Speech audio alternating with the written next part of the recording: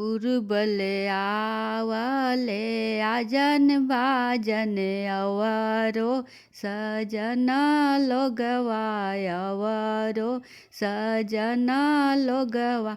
पश्चिमले अइले शिव जटा धरियात हाथ में त्रिशूल लिहले हाथ में त्रिशूल लिहले। कहवा उतार बयाजन बाजन अवरो सजना लोगवा। कहवा उतरबो शिव जटा धरियात हाथ में त्रिशूल लिहले हाथ में त्रिशूल लिहले। दुअरे उतार आजन बाजन मड़वे सजना लोगवा। कोहबर उतरबो शिव जटा धरियात हाथ में त्रिशूल लिहले हाथ में त्रिशूल लिहले।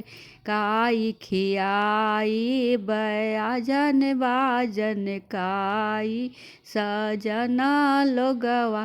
कारे खियबो शिव जटा धरियात हाथ में त्रिशूल लिहले हाथ में त्रिशूल लिहले।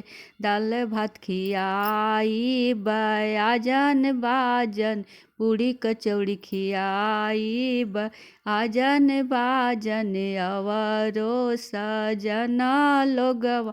शक्कर लड्डुआ शिव जटा धरियात हाथ में त्रिशूल लिहले। भांग धतुरवा शिव जटा धरियात हाथ में त्रिशूल लिहले। काद समझाई बयाजन बाजन अवरो सजना लोगवा। कायदे समझाई शिव जटा धरियात हाथ में त्रिशूल लिहले। दान दे समझाई बयाजन बाजन रुपया दे सजना लोगवा।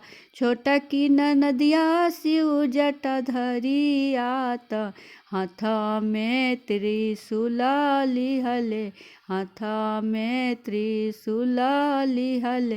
कैसन जाला आजन बाजन अवरो सजना लोगवा। कैसे में जाले शिव जटा धरियात हाथ में त्रिशूल लिहले। हंसइत जालन आजन बाजन बिहसत सजना लोगवा बिहसत सजना लोगवा। डमरू बजाई शिव जटा धरियात हाथ में त्रिशूल लिहले हाथ में त्रिशूल लिहले। हर हर महादेव।